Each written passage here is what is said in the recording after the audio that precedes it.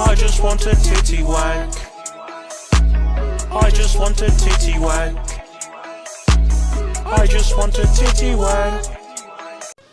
Hi. Hello. My name is Neutral. I'm stupid. I just woke up at like 9 a.m. to record some stupid video. I like Sonic.exe. I like music. Yeah. Can I make it? Probably not. I'm meant to be reviewing this album that's kind of like really overglazed. So this album is called After Studio Hours, right? It came out like at the time of making this like a week ago. And yeah, I'm gonna be more formal now, okay? Goodbye. I just want a titty wank. First and foremost, context is needed for this review. After Studio Hours is an album created by local VHS, Insomnidev, The Mad Hedgehog, and the Guru 6715. Despite its usage of EXE characters, a lot of the songs focus on trust, heartbreak, love, and to quote the description for the album, human feelings which go unnoticed beneath the surface of society. This album is heavily inspired by another album called Sinister Minds. Any other fan of scary hedgehogs will immediately recognize the name, but if you actually go outside and don't know what I'm talking about, that album is more focused into the mind of Lord X, who is another EXE, and it's created by Molly Giles, Chogni Gogni, and like a lot of other people. I just want a titty wank. Okay, to start off well, something I do find cool about this album is the message it's trying to get across. It does try its best to supposedly talk about the different relationships and views on the world, and I do find myself to be a fan of that message. Another thing that I do like is the background art that was made for the lyric videos. You know, like there's a lot of effort and detail put into it, and I really think that Wu did great with drawing it. They were like a great background artist, and you know, like it would be cool to have it as like the album cover or whatever. But like I do have my own criticism of it, like later on. But as of right now, I do like the background art. I think it's also quite neat that some like EXEs that I don't talk about as much get a place to shine in this album. Also like her blue being used in Puppet Creature is kind of cool. Like it's a pleasant surprise, dude. You don't see it much, I don't think, and I think it's cool. I just want a titty wank. I think that this album is like flawed, incredibly so, if I'm being honest. However, I'll try to put this into like subsections to make my points make more sense. He's been dechicated. While I do certainly like the background art made for the lyric videos, I do find it a bit much. Like, in fact, I find like a lot of the lyric videos to be very overwhelming visually. To have like Sinister Minds as a comparison, like the lyric videos in it are like kept incredibly simple. The background doesn't have much going on, the renders don't actually change that much, and the lyrics remain in the same place most of the time. Of course, there's like Saint Solus, which has faker change renders, and the background always has some form of motion. The difference is that it isn't actually that overwhelming to look at. The movement of the background is barely subtle, and the eclipse that's moving doesn't actually have that much detail in it. Same with Faker, the renders that he cycled through only appear in the chorus. And they don't add too much to the lyric video, but like it's just enough for it to be interesting.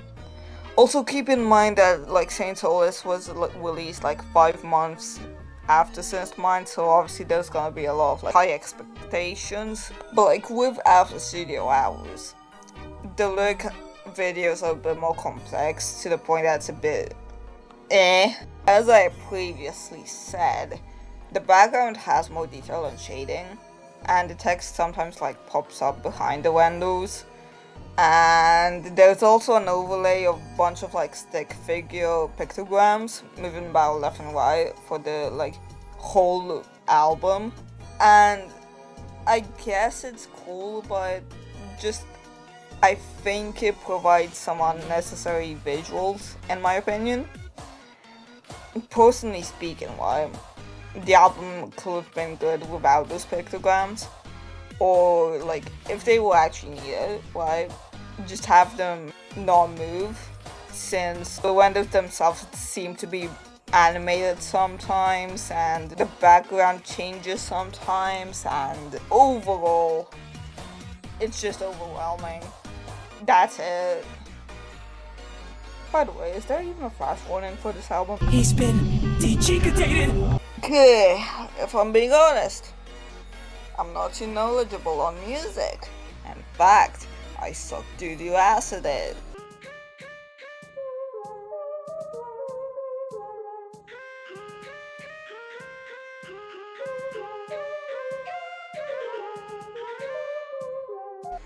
Does that mean I can't give my honest thoughts on it? So, while I do, like, really respect Local for being able to sing a whole 20 songs, I do find that it could have been cooler if other people managed to sing for other characters. Since, like, in my opinion, there's only so much one person can do to voice 20 characters without, like, each voice sounding very similar to the other. The mixing also, like, isn't best, I'm not gonna lie. Like, it feels like some of the instrumentals and samples are louder than the vocals at times. And, I mean, I'm not sure if that was intentional or not, like, to me it just sounds jarring. Also, not to mention that a lot of the melodies seem to be very repetitive at times. Same with the lyrics. A good example of the first case is Sinners.